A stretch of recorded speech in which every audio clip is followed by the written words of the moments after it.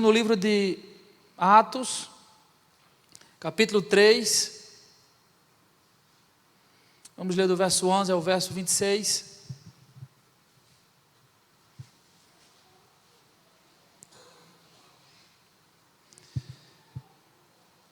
Atos 3, do versículo 11 ao verso 26.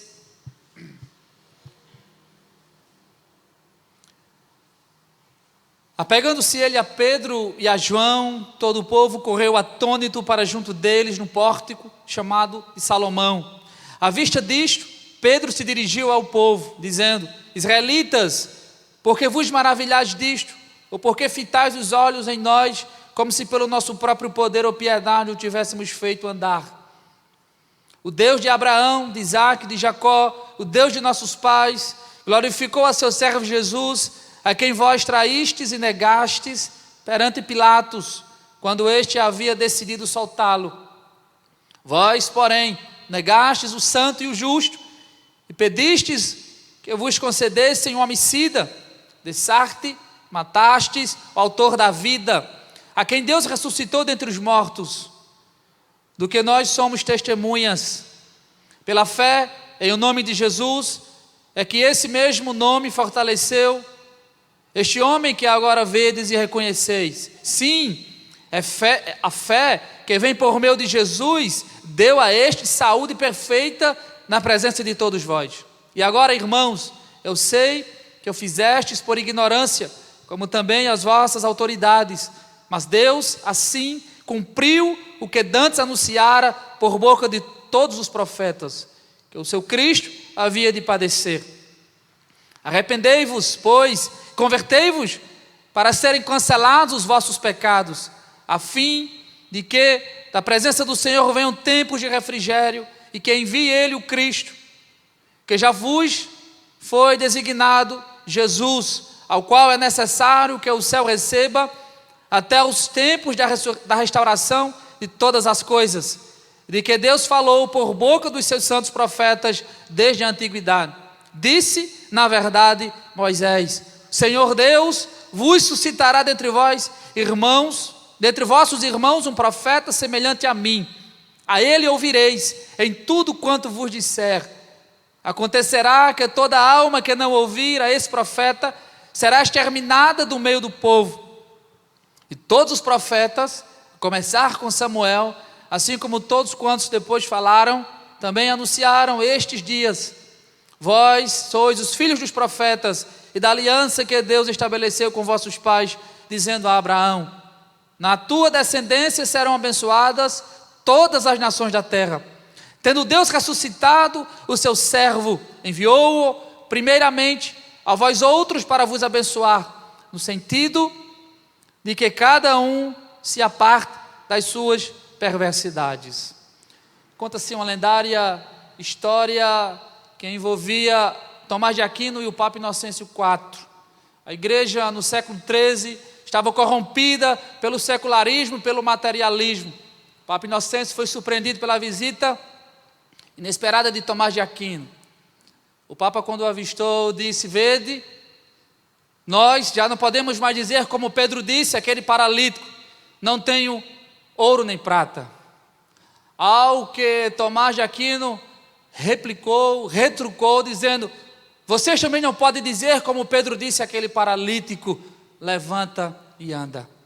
Os apóstolos, os primeiros crentes da igreja primitiva, tinham por costume se reunirem na casa de Deus, no lugar da oração, todos os dias, às 9, ao meio-dia e às 3 horas da tarde.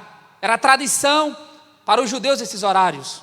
Parece que Pedro e João foram levados por direção divina ao templo para realizar um milagre em um homem coxo, mais de 40 anos, inválido desde o seu nascimento. No nome de Jesus de Nazaré, Pedro ordena aquele homem que se levante e caminhe.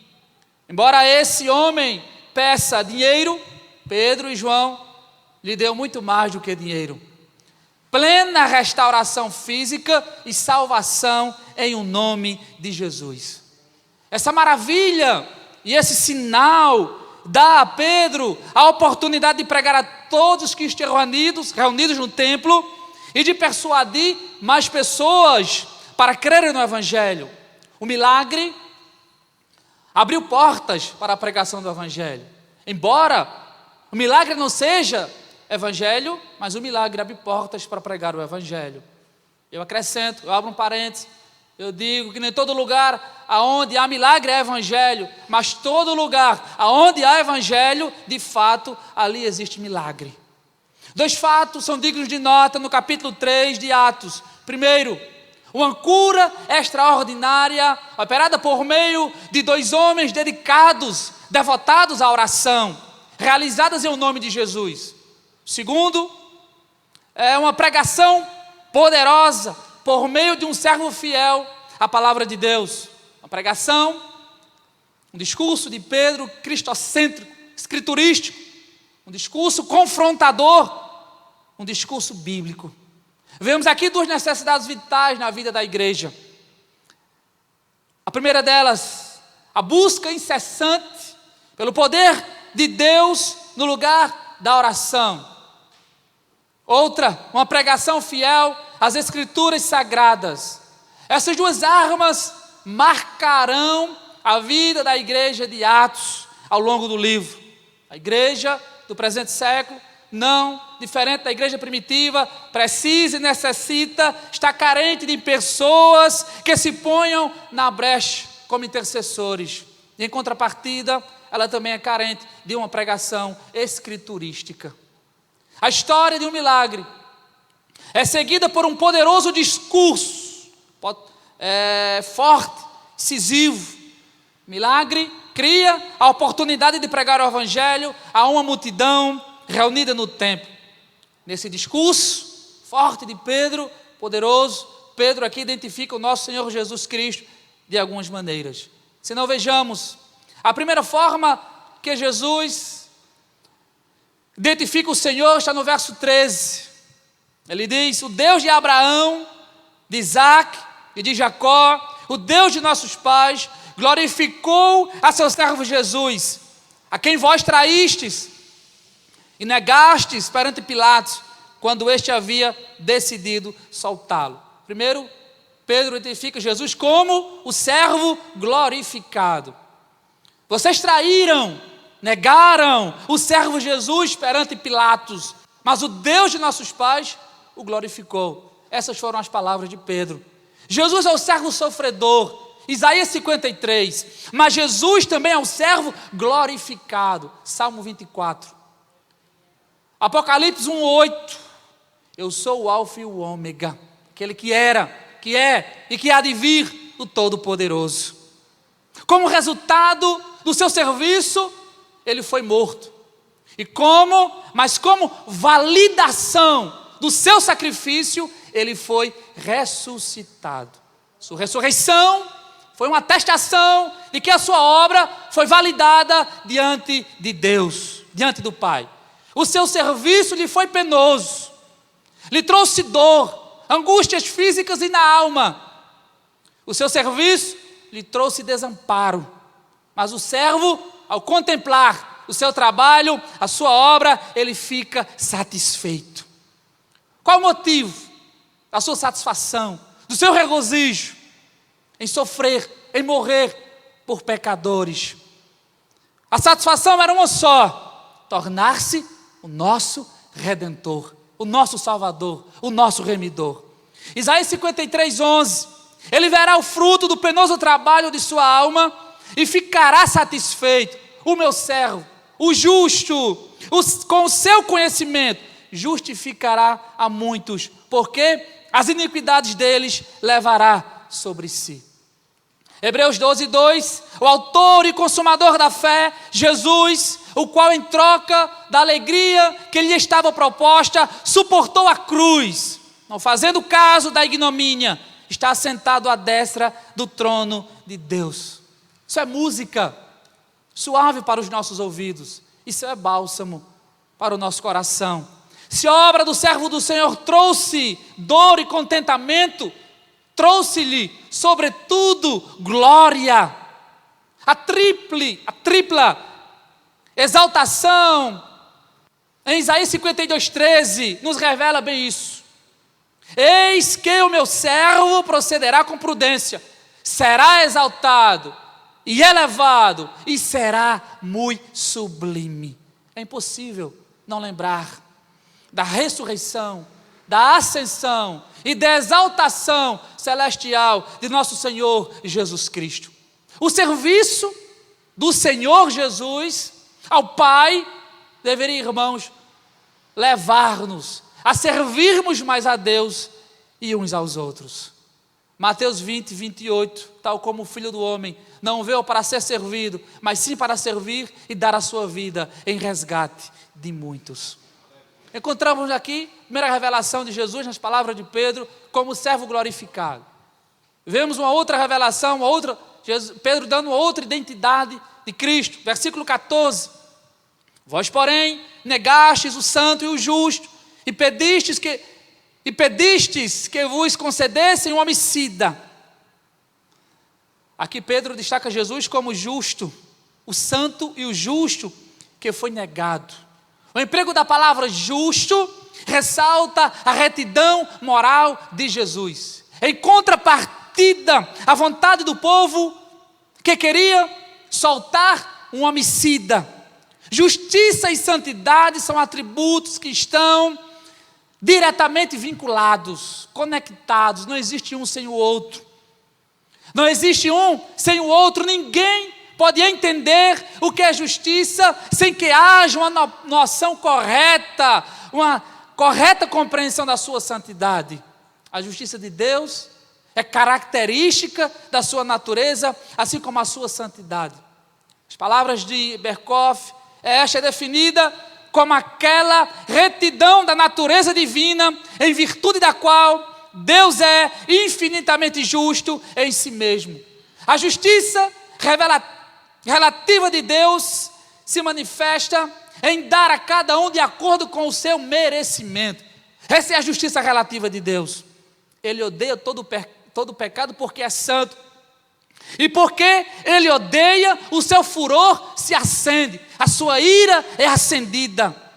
A justiça de Deus é a santidade de Deus posta em ação. A manifestação da justiça divina não é uma expressão da sua vontade, mas uma revelação da sua natureza santa. Deus manifesta o seu amor se Ele quiser. Deus manifesta a sua bondade se Ele quiser, se Ele desejar, se assim lhe parecer bem. Mas a manifestação da justiça de Deus é necessária, porque o pecado do homem ofende a santidade de Deus.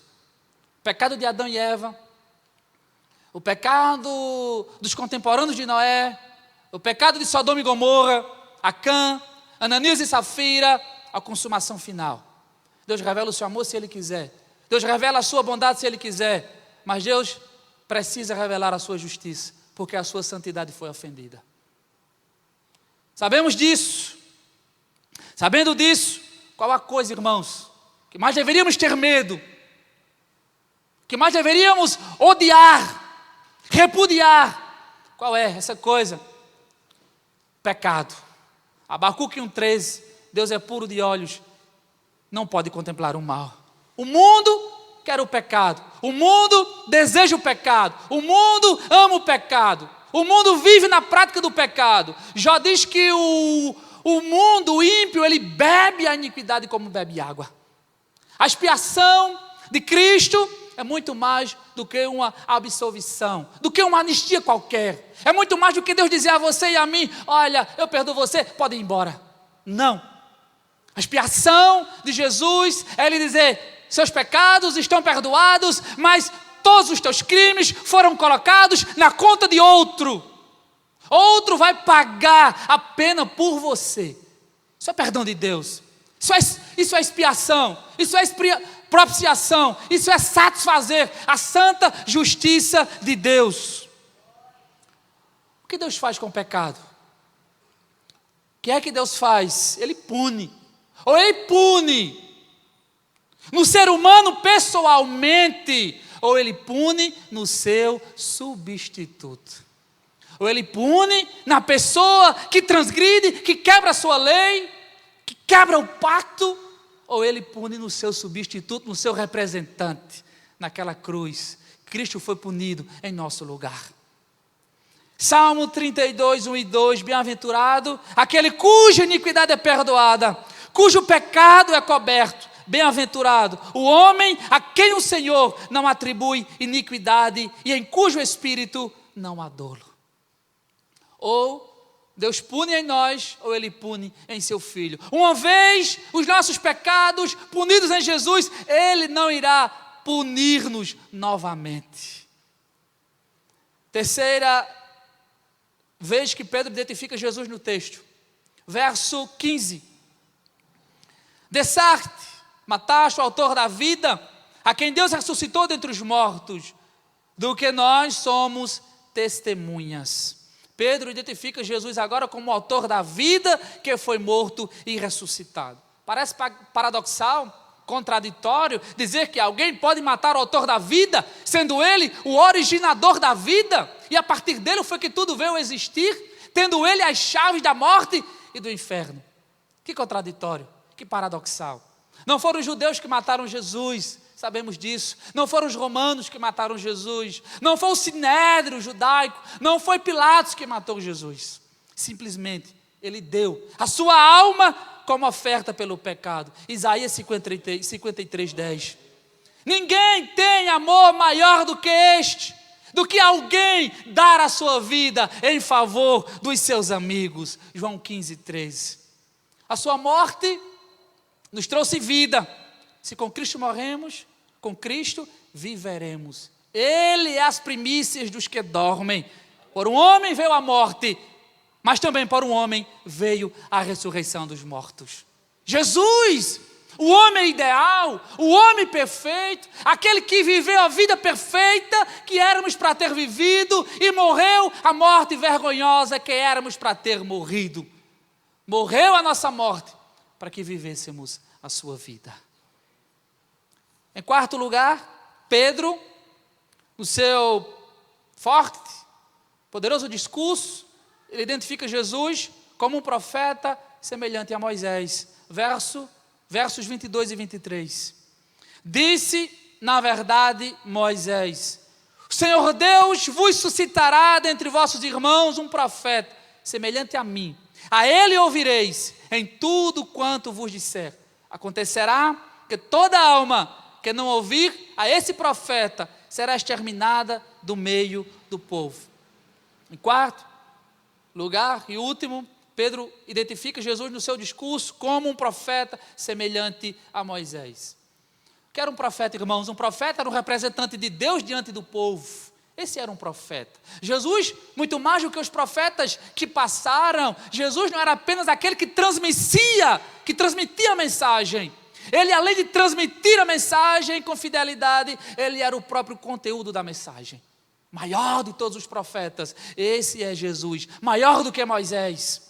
Nesses versos, Pedro emprega uma citação que está baseada em matéria tratada em Deuteronômio capítulo 18, Levíticos 23. Moisés advertia o povo de Israel que Deus haveria de suscitar um profeta semelhante a ele, para conhecer e declarar a vontade de Deus. Deus exigiria obediência, ou do contrário, exterminaria o seu povo.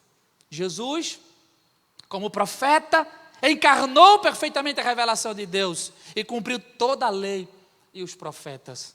Esse profeta, em primeiro lugar, ele é um com o Pai. Em segundo lugar, ele é da mesma essência que o Pai. Em terceiro lugar, ele veio cumprir a vontade do Pai. Em quarto lugar, o seu prazer é revelar o Pai. E em quinto lugar, ele exorta os homens acerca do Pai. Em verdade vos digo, quem ouve a minha palavra, crê naquele que me enviou, tem a vida eterna, não entra em juízo e já passou da morte para a vida. João 5, 24. Eu quero concluir, irmãos, essa breve reflexão com a citação de um texto, de um poema anônimo, que tem por título Jesus, meu Rei. A Bíblia diz: meu rei é o rei dos judeus, é o rei de Israel, é o rei da justiça, é o rei da história, é o rei do céu, é o rei da glória. Ele é o rei dos reis e senhor dos senhores. Eu te pergunto, você o conhece? Meu rei é um rei soberano. Nenhum tipo de medida pode definir seu amor ilimitado. Ele é continuamente forte e inteiramente sincero, eternamente constante. Ele é imortavelmente gracioso, imperialmente poderoso, imparcialmente misericordioso. Você o conhece? Ele é o maior fenômeno que jamais cruzou o horizonte deste mundo. Ele é o Filho de Deus. Ele é o Salvador do pecador. Ele é a peça central da civilização. Ele é incomparável. Ele é único. Ele é a ideia mais elevada em literatura. Ele é a mais alta personalidade em filosofia. Ele é a fundamental doutrina da verdadeira teologia. Ele é o único qualificado para ser um Salvador totalmente suficiente. Você o conhece? Ele supre força ao fraco. Ele é disponível para o tentado e o atribulado. Ele se compadece e ele salva. Ele endireita e sustenta. Ele guarda e ele guia. Ele cura o doente. Ele purifica leprosos. Ele perdoa pecadores. Ele absolve devedores. Ele liberta os cativos. Ele defende o fraco. Ele abençoa crianças. Ele serve o infortunado. Ele considera o idoso. Ele recompensa o diligente. E ele embeleza o humilde. Eu me pergunto se você o conhece. Ele é a chave do conhecimento. Ele é a fonte da sabedoria. Ele é a entrada do livramento. Ele é o caminho da paz. Ele é a rodovia da justiça. Ele é a estrada da santidade. Ele é o portal da glória. Você o conhece? Bem, sua vida é inigualável. Sua bondade é ilimitada. Sua misericórdia é para sempre. Seu amor nunca muda, sua palavra basta, sua graça é suficiente, seu reino é reto e seu jugo é suave, seu fardo é leve. Eu queria poder descrevê-lo a você. Ele é indescritível, ele é compreensível, ele é invencível, ele é irresistível. Bem, você não consegue tirá-lo de sua mente, você não pode soltá-lo de sua mão, você não pode viver mais do que ele. Você não pode viver mais do que ele, você não pode viver sem ele. Bem, os fariseus não suportaram, mas descobriram que não poderiam pará-lo. Pilatos não pôde encontrar culpa alguma nele. Herodes não pôde matá-lo. A morte não pode dominá-lo. E a sepultura não pôde retê-lo. Hoje, ele está de braços abertos, dizendo: vinde a mim, todos vós que estáis cansados. Cansados do materialismo, do consumismo, do relativismo, do hedonismo, do mundanismo, do pragmatismo. Junto com a minha igreja, viveremos o maior romance que alguém poderia viver. Esse é Jesus, o nosso Rei. Na sua morte, quando ele foi crucificado, deram-lhe um título pejorativo: esse é Jesus, o Rei dos judeus. Morreu como Rei dos judeus, mas na sua ressurreição ele provou ser apenas não o Rei dos judeus, mas Rei dos reis e Senhor dos senhores. Esse é o nosso Deus a quem nós servimos. Consolemo-nos uns aos outros com estas palavras. Senhor Deus, te louvamos nessa noite por teu amor, Senhor. Obrigado por tua graça derramada sobre nossas vidas, ó Deus. Obrigado por teu favor imerecido para com pecadores, transgressores. Se estamos aqui nessa noite, a razão, o motivo é porque o Senhor nos amou antes da fundação do mundo. Se hoje há em nós alguma resposta de amor por ti, em resposta ao teu amor por nós, Senhor. Obrigado, Deus, porque, ó Pai, nos elegeste. Ó Deus, obrigado, Senhor, porque sem razão, sem merecimento, ó Pai, o Senhor nos abraça. O Senhor é aquele que nos perdoa, o Senhor é aquele que redime, o Senhor é aquele que resgata. Aqui estamos, ó Deus, como servos totalmente dependentes da Tua graça e da Tua misericórdia. Ó Deus, Não nos deixe, Senhor, darmos um passo sem o Teu direcionamento. Esse Jesus que foi visto, que foi contemplado, que andou no meio de pecadores, que abraçou os inabraçáveis, que perdoou os imperdoáveis, que acolheu os inacolhíveis, esse mesmo Jesus, nós o contemplaremos e ouviremos da sua boca: vinde a mim, bendito de meu Pai, eu possuo o reino preparado para vós antes da fundação do mundo. Não há promessa maior, Senhor, do que, ó Deus, fecharmos os olhos nessa terra e abrirmos os nossos olhos na rua central da Nova Jerusalém. Obrigado, Senhor, por amor, ó Deus, amor, simplesmente amor, graça, favor imerecido. Nos encontramos nessa noite, neste lugar, e fiados na Tua obra, Senhor, entramos na sala do trono, ó Deus, devotando louvores, ó Deus, orações e cânticos àquele que merece toda a nossa adoração. Obrigado, Senhor. Oramos nessa noite por essa igreja neste lugar.